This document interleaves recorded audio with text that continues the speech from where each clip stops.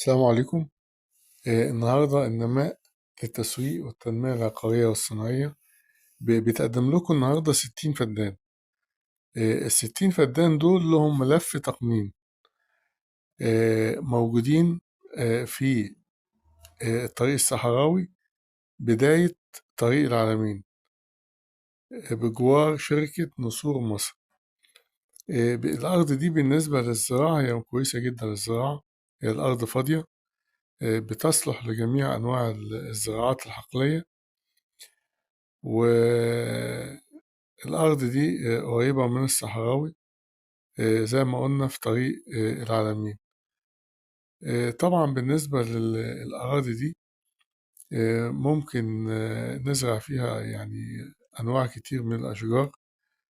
ودلوقتي الناس كلها بتفضل إن احنا نزرع زيتون، لأن فعلا الزيتون بقى مربح جدا جدا يعني جدا يعني.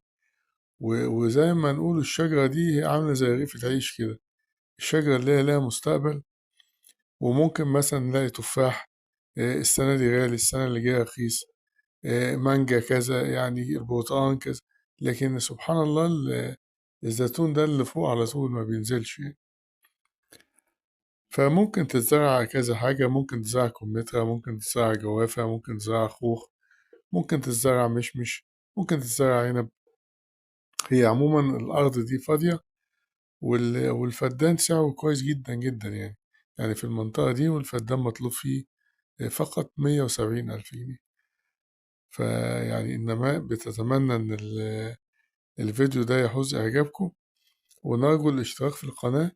وبنعمل إعجاب بالفيديو وبندوس على زر التنبيه عشان تقدر النماء توصل لكم كل جديد في موضوع العقارات والأراضي الزراعية. لمزيد من التفاصيل رجاء التواصل على رقم 0120 180 8594. وشكرا.